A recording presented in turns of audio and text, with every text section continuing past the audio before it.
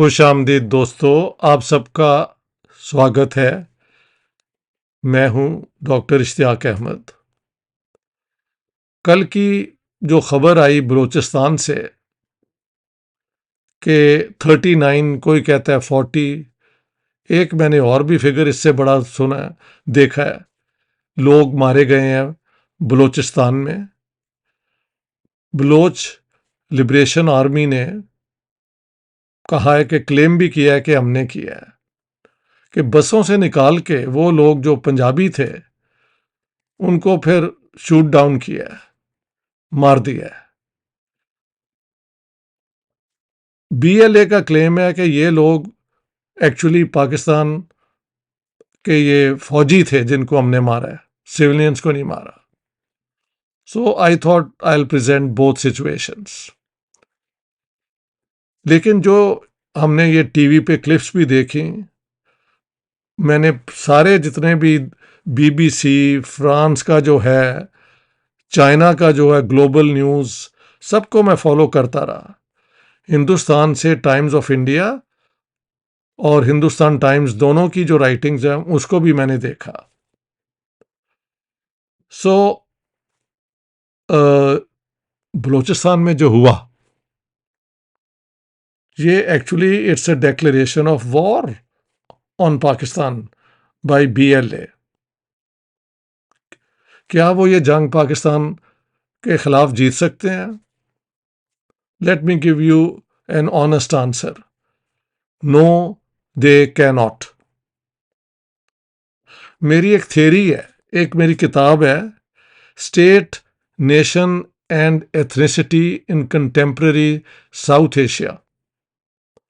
वो पिछले कोई 2-3 साल पहले फिक्शन हाउस लाहौर से पब्लिश हुई, लेकिन ओरिजिनली ये पिंटर पब्लिकेशंस हैं जो लंदन में 1996 में और फिर पेपरबैक 1998 में, जिसमें मैंने आर्ग्यू किया कि ये जो मॉडर्न स्टेट है ना, वो इतनी मजबूत हो गई है कि इंटरनल रिबेलियन को क्रश करना उसके लिए जो है वो कोई बड़ी बात नहीं। द ओनली टाइम कि एक सेपरेटिस्ट मूवमेंट कामयाब हो जाए कि कोई external power, powerful external power उस मूवमेंट का साथ दे। सो दोबारा सुन लें, आज की जो मॉडर्न स्टेट है वो इंटरनल रिबेलियन को क्रश करने के लिए तकरीबन तकरीबन हर वक्त कामयाब है।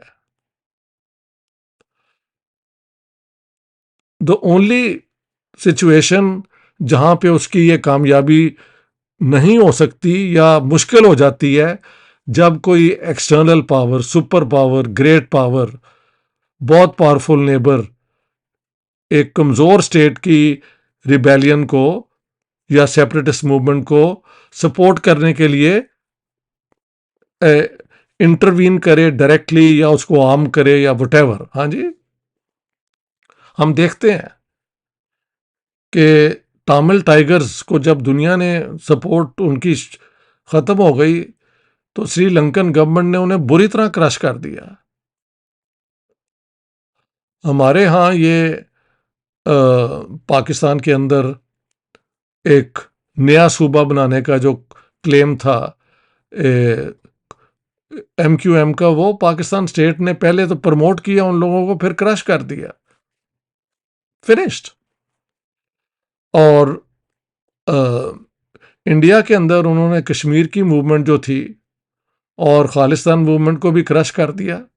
सो ये सारी मेरी एम्पिरिकल स्टडी थी, लेकिन थ्योरेटिकल आर्गुमेंट जो मैंने दी थी वो ये थी कि मॉडर्न स्टेट को डिफीट करना एक सेपरेटिस्ट मूवमेंट के लिए, if not impossible, it is very improbable, बहुत मुश्किल है।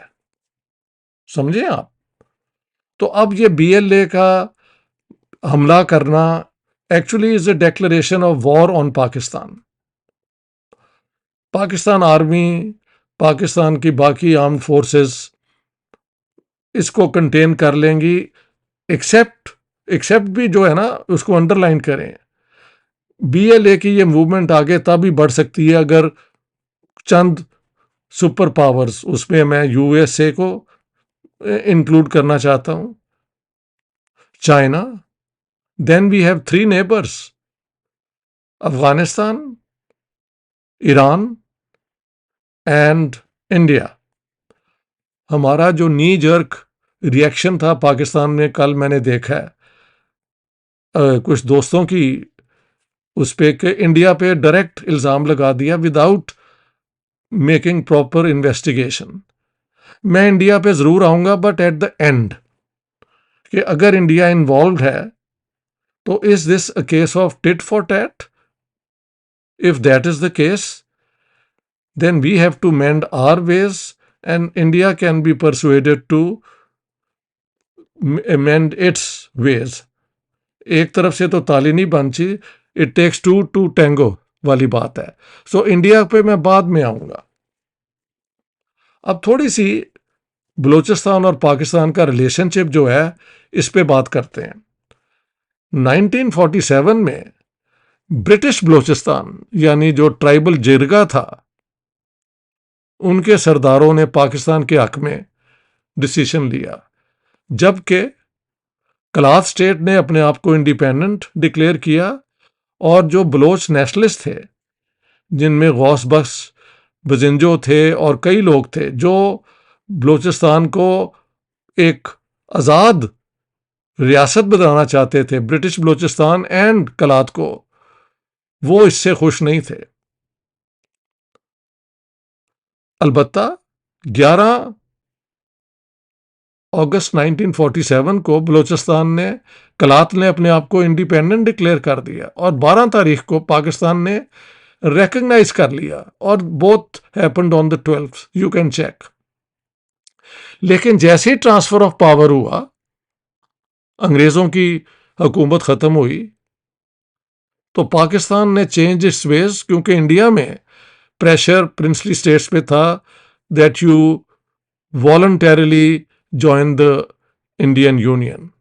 सरदार पटेल का जो कमाल हिंदुस्तान में गिना जाता है वो तो यही है कि उन्होंने जो ये थे ना चंद प्रिंसली स्टेट्स जो चाह रही थी इंडिपेंडेंट रहना या पाकिस्तान में के साथ कुछ कर लेना, जोधपुर और एक दो और, उनको कन्विंस किया कि no, you better join India. Pakistan ने, मिस्टर जिना, ओरिजिनली आर्गुमेंट उनकी हमेशा ये थी कि प्रिंसली स्टेट्स की सॉवरेंटी तो हम कभी क्वेश्चन ही नहीं करेंगे। अब जब पाकिस्तान बन गया तो फिर सारा प्रेशर कलात पे हुआ कि यू ज्वाइन पाकिस्तान। और मार्च 1948 में the Khan of Kalat was compelled, persuaded, cajoled, जो भी आप कहना चाहें, अंग्रेजी में ये मुझे लफ्ज आते हैं, कन्विंस कर लिया उन्होंने कि you sign accession to Pakistan. उनके जो भाई थे प्रिंस करीम, उन्होंने रेजिस्ट भी किया, but he was he had no chance against the Pakistan army. 1 अप्रैल को पाकिस्तान के जो टैंक हैं वो कलात सिटी में आ गए थे। उसके बाद हम देखते हैं कि बलूचिस्तान में एक रिजेंटमेंट पाकिस्तान के खिलाफ शुरू से कायम हुई और वो आज तक चलती आ रही है। 1958 में जब अयूब खान का दौर था, जो he had taken over I think, तो पट फीडर इलाके में, जो कि एक जहाँ पे बलूचिस्तान इज़ वेरी एरिड, हरियाली बहुत कम है, लेकिन पट फीडर का इलाका है, यहाँ पे खेती बाड़ी हो सकती है। तो यहाँ पे पाकिस्तान फौज ने अपने लोगों को ज़मीनें देनी शुरू की और कई पंजाबियों को सेटल भी किया, तो सेटलर्स भी उस दौर में आए। ये भी बता दूं कि अंग्रेज़ के दौर में हिंदुस्तान से, पंजाब से लोग अंग्रेज़ के साथ साथ यहाँ बलूचिस्तान में पहले से सेटल थे। तो एक लोग सेटलर्स हैं जो पहले से यहाँ पे मौजूद हैं, एक वो जो पाकिस्तान बनने के बाद आए। Okay, so that's the situation. 58 में जंग बना, वो फौजें, हमारी तरफ से फौज ने हम किया, उधर से बलोच लोगों ने रेजिस्ट किया एंड दे वर क्रश्ड। ये प्रॉब्लम चलता रहा। वहां से सुई गैस निकला, उस सुई गैस को हमने कराची पहुंचाया, लाहौर पहुंचाया, मुल्तान पहुंचाया, इस्लामाबाद पहुंचाया और पता नहीं कहाँ कहाँ पहुंचाया और इंडस्ट्री में इस्तेमाल किया। लेकिन बलूचिस्तान के लिए कोई प्रोविज़न नहीं थी जिससे वो फ़ायदा उठा सकें। पाकिस्तान गवर्नमेंट का कहना है कि जब हम मॉडर्न एजुकेशन लाते हैं, स्कूल लाते हैं, तो वहाँ के सरदार उसको सैबोटाज करते हैं। So I am giving you both points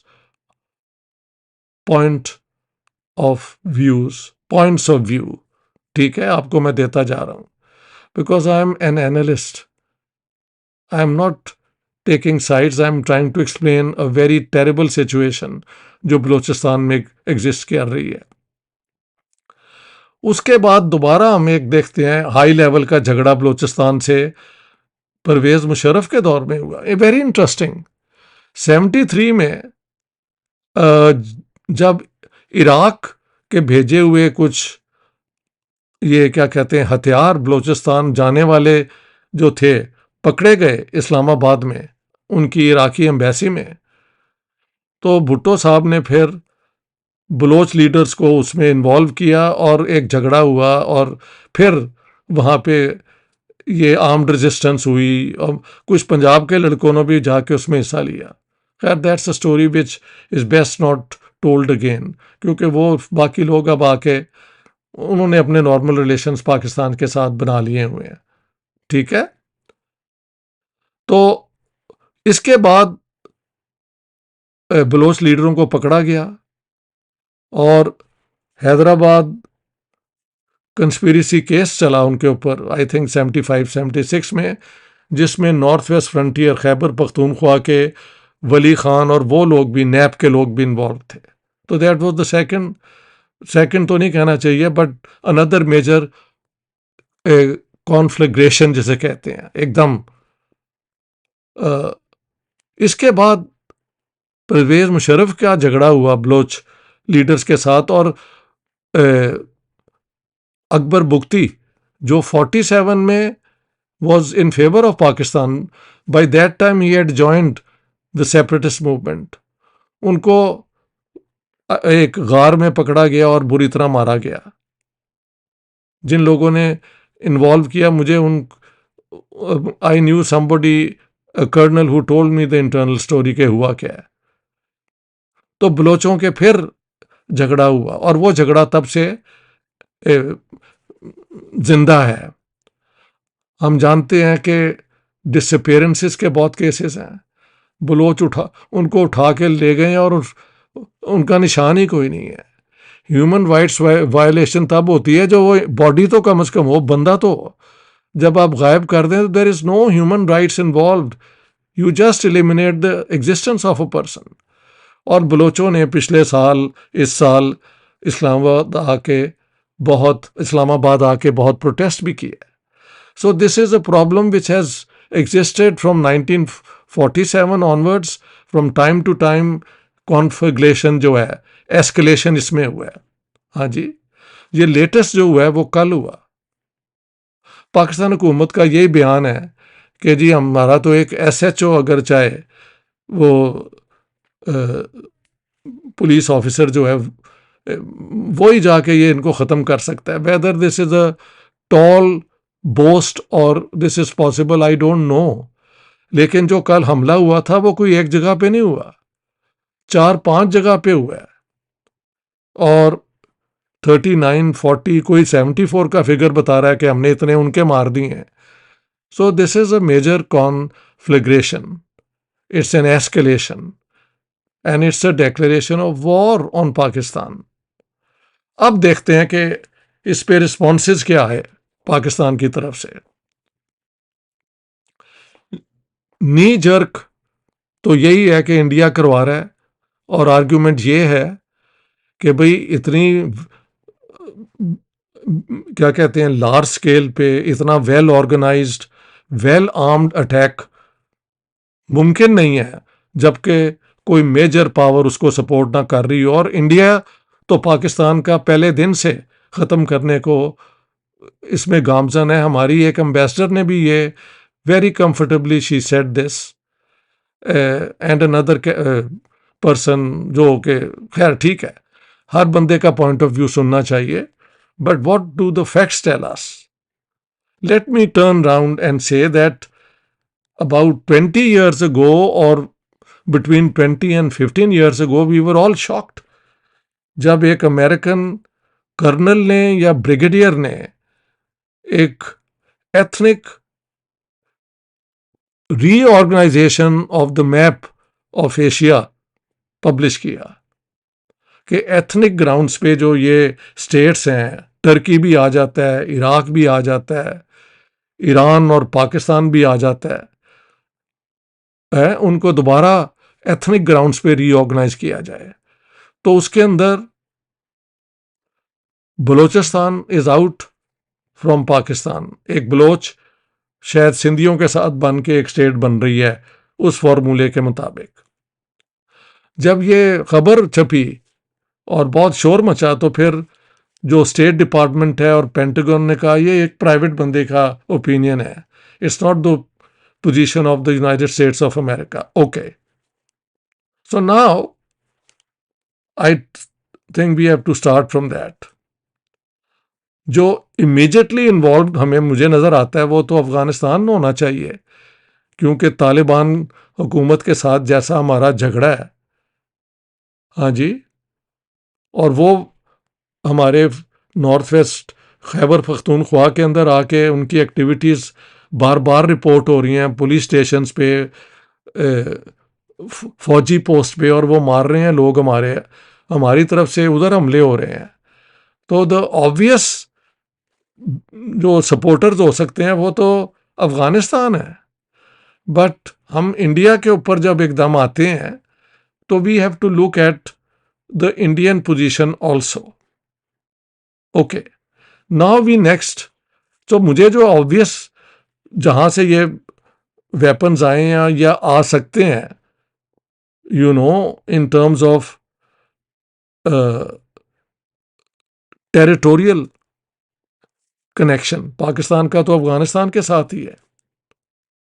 so I would say Afghanistan should be number 1 to be considered.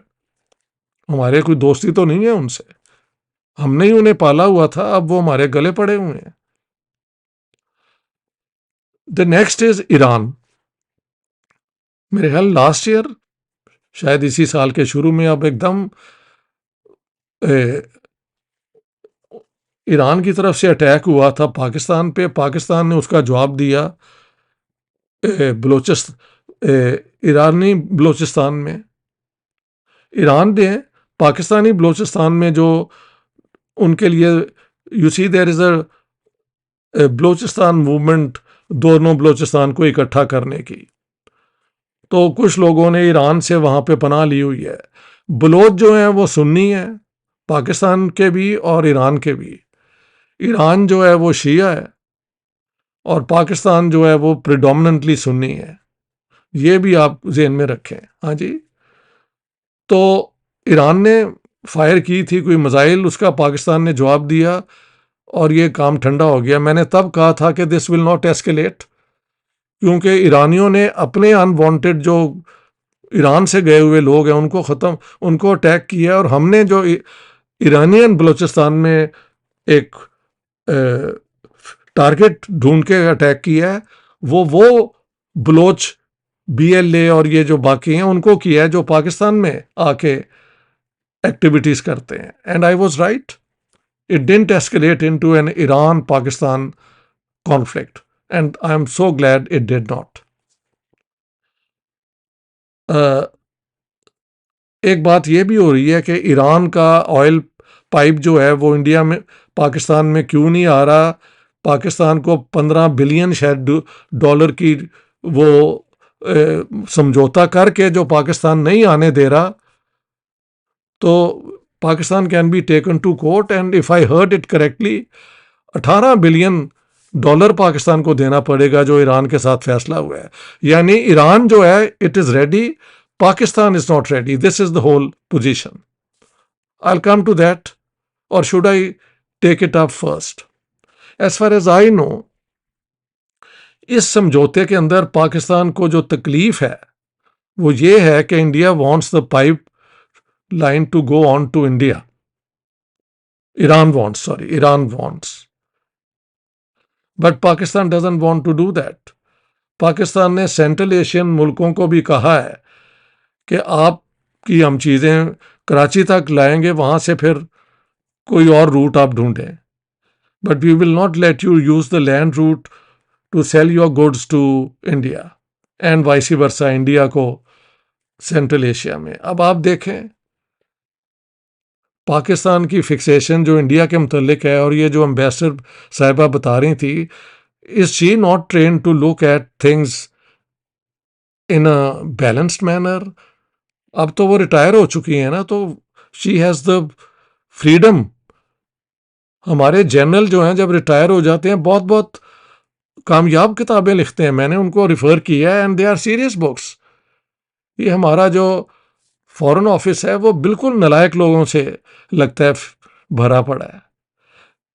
In order to be credible you have to, once you are retired you have the freedom to speak the truth in some way at least. हाँ जी, is it not true that India granted Pakistan most favoured nation status WTO के member होते हुए, and Pakistan never return that. हाँ जी, कि पहले Kashmir resolve करो फिर हम बात करेंगे. जो पाकिस्तान का मैं समझता हूँ जवाल की बुनियाद जो है ना, ये कश्मीर का फिक्सेशन है. But I am coming to India. Iran की पोजीशन ये है कि उन्होंने पाकिस्तान जो ये पाइपलाइन नहीं बना रहा, एक और आर्गुमेंट भी सुनी और वो वजन रखती है कि अमेरिका इज कंपेलिंग पाकिस्तान कि वो ईरान का ये जो पाइपलाइन जो है ना उसको एक्सेप्ट ना करे. तो अब ये तो पाकिस्तान के बस में है ना कि अमेरिका को डिफाई करे और पाइपलाइन आने दे, और अकल भी करें कि पाइपलाइन को इंडिया भी जाने दें. यार, इस पूरे रीजन को फायदा होना चाहिए. But now let me come to India. जब मैं इंडिया में था recently, you know, I and my wife, we went to India on the 14th of February earlier this year and returned on the 18th of April this year. So 3-4 महीने पहले. तो वहाँ पे 2-3 महफिलों में लोगों ने कहा आप अमन की बात करते हैं, आप भाईचारे की बात करते हैं, आप सिविलाइजेशंस की, एक ही सिविलाइजेशन की ये कई शाखें हैं, इंडस सिविलाइजेशन हो या इंडो गंजेटिक, इनके जो आने जाने के रिश्ते हैं वो टू वेल नोन. बकवास करना कि ये है ये वो है, it's pointless.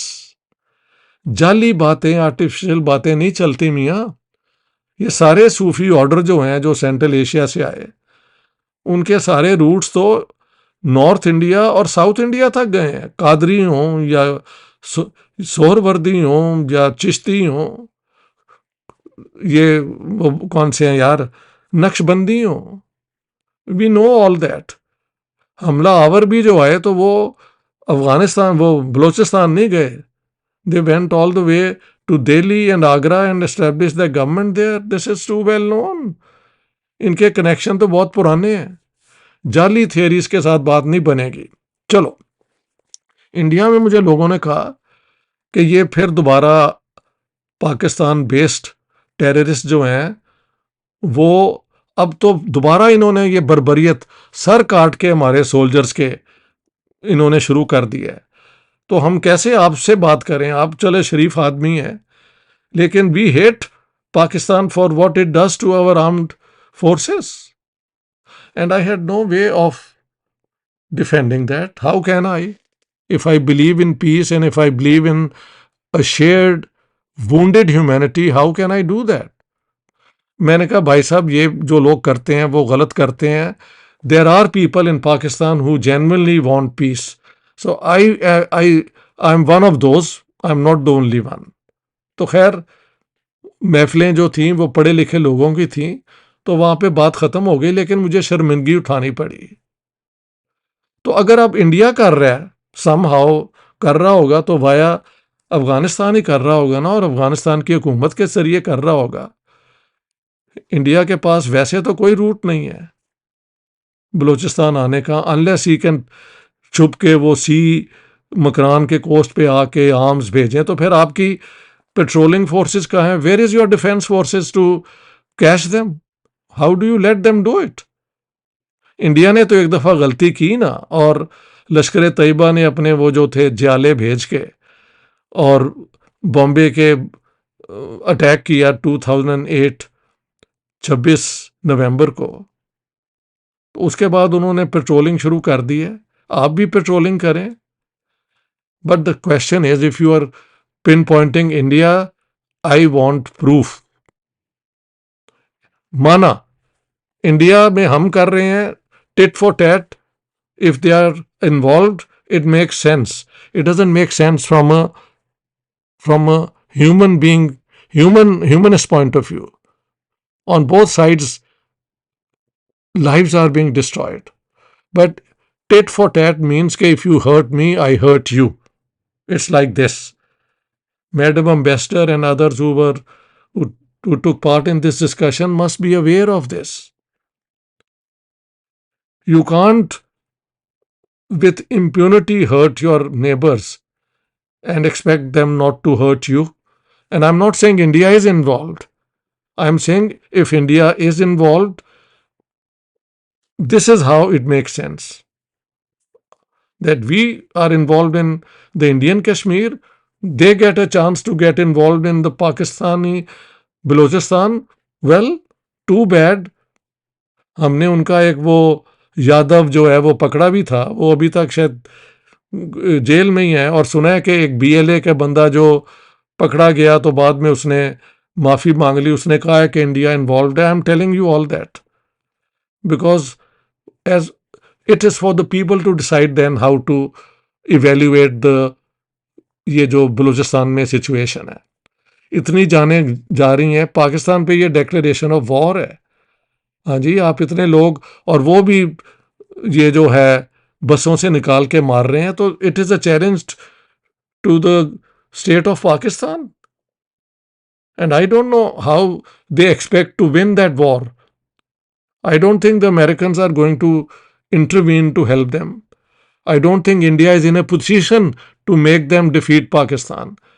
And I don't think Afghanistan actually is also able to defeat Pakistan.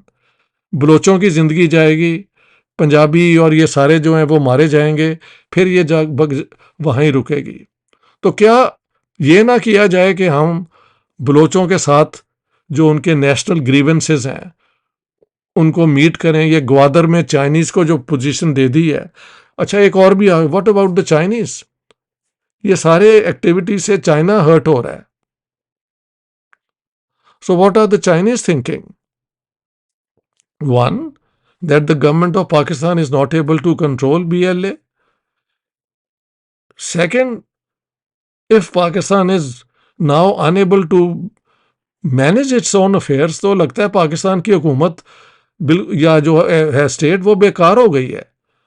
तो कल को चाइना जो है वो बलोचों के साथ भी अपने रिलेशनशिप डेवलप कर सकता है। आई एम नॉट सेइंग कि the Chinese are involve in it, क्योंकि जो ग्लोबल न्यूज़ उनका है उसने तो सारा एकदम इंडिया पे डाल दिया है।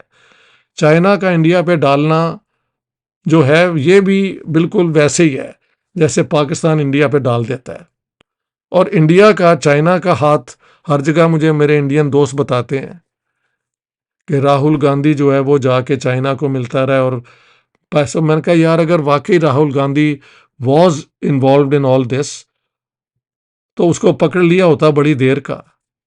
इल्ज़ाम तराशी मत किया करो। मगर जो पॉपुलर माइंड है वो इट इज़ ईजिली गलेबल, गलेबल कहते हैं, एकदम लोग बातों में आ जाते हैं। तो भाई बात यहाँ पे ख़त्म होती है कि जो कल हुआ बहुत गलत हुआ।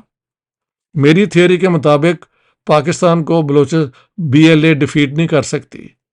1000 कट अगर वो करेंगे भी तो बलोचों को बहुत सफ़र करना पड़ेगा, and it's not worth it. So a dialogue between the Baloch and the Pakistani state to resolve their differences is the way forward. ये नहीं करेंगे तो फिर देखेंगे क्या होता है. So I think I'll stop here. It's a sad thing, makes me extremely sad. इतने लोगों का मारा जाना यार कोई बात है? हम बलोच मारते हैं, ये कोई इंसानियत है? गायब कर देते हैं उनके लोग. हाँ जी, अभी जब वो आए थे तो उनको क्या क्या उनके साथ नहीं हमने किया. Are we not expecting a reaction from the Baloch? वो कमज़ोर ज़रूर हैं, इसमें कोई शक नहीं, vis a vis so well armed Pakistani state,